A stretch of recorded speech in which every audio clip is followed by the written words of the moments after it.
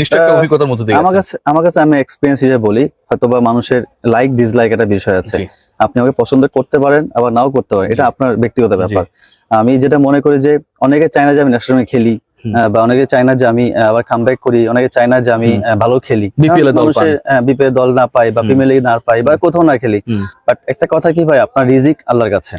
এটা আল্লাহ যদি আপনি কষ্ট করেন, আপনি যদি কাউকে মানেন, তাহলে আপনার আল্লাহ তাআলা আপনাকে এটা কোনোদিনই বাধা দিবে না।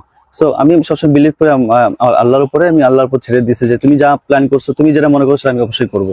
তা আমি আল্লাহর উপর ছেড়ে দিয়েছি, উনি রিজিকের মালিক। সো আমাকে রিজিক ছিল ঢাকার, তো ঢাকার রিজিক তো আল্লাহর মধ্যে হচ্ছে ভালো। এই যে বললেন যে অনেকে চায় না সাবির, মানে আপনাকে নিয়ে তো সবাই কথা বলে, আপনি ধরেন ডিসিপ্লিন ভাঙেন, এটা করেন ওটা করেন, এরা আসলে কারা? মানে এইটা বলতে ভয়টা কেন? কারণ দিন শেষে তো এরা আপনার বন্ধু না, এবং এরা যখনই সুযোগ পাবে আবারও ধরেন আপনাকে খেলতে যেন না পারেন, সেটা যেই পর্যায়ে হোক সেই কাজটাই করবে, যেহেতু চায়ের আড্ডার সেই পাবলিকটা আপনি না। এরা আসলে কারা বলতে বা নামটা বলতে আসলে সমস্যাটা কোথায়? না এরা তো এমন না যে নাম বলে দিলে আপনার ভালো চাওয়া শুরু করবে। না না, আসলে নাম না, আসলে 18 কোটি মানুষের মধ্যে আপনি 50% মানুষ লাইক করবে, 50% লাইক করবেন, এটা 50% এর বেশি মানুষ সাব্বিরকে লাইক করে। মানুষ হচ্ছে, বিষয়টা হচ্ছে এখন আপনার সামনে একটা আপনার হেড, আপনার পিছনে টেল।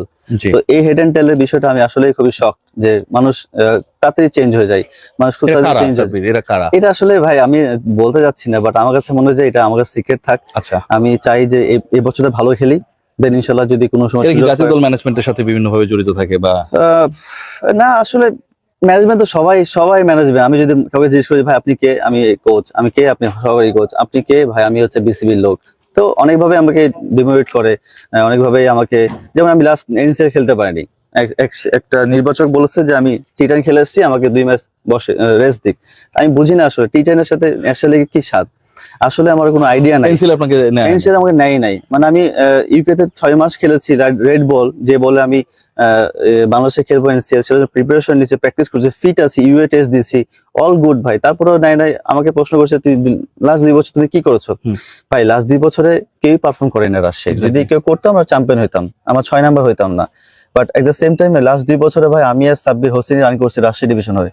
আপনি দেখতে পারেন গুগলে, সাব্বির রহমান আর সাব্বির হোসেন লাস্ট 2 বছরে পারফর্ম করেছে। তারপরে কেন নেন আমি জানি না, হয়তো যে বললাম যে আমার এখানে একটা ফ্রেন্ড আছে, খেলতে হবে, আমার একটা ছেলে আছে, খেলতে হবে, আমার এখানে ক্যাম্পে প্লেয়ার আছে, খেলতে হবে, এইভাবে হয়তো বা সাব্বিরকে সিন্ডিকেট হয়ে গেছে। ডেফিনেটলি আমার কাছে মনে হয় যে এটা হওয়া উচিত না। ট্যালেন্ট কখনোই বৃথা যায় না যদি সে কষ্ট করে।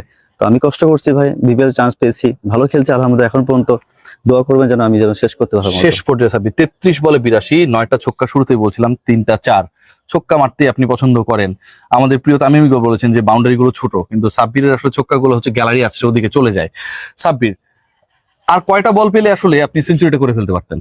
ওই সময় তো খেলতেছিলেন, মানে এই ব্যাপারটা আমার খুব জানতে ইচ্ছা করে। ওই সময় যে পরিস্থিতি ছিল আমার কাছে মনে হয় 3টা বল পেলে 3টাই মারতে পারতাম।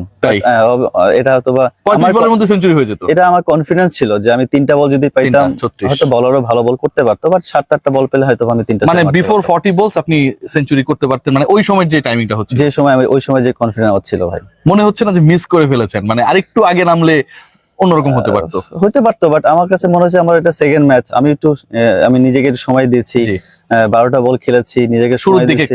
আমার কাছে ক্রিজে মনে হচ্ছে this is my last match, আমাকে এটা যদি ভালো না করতে পারি হয়তো বা আমাকে নেক্সট ম্যাচে নাও দেখতে পারি।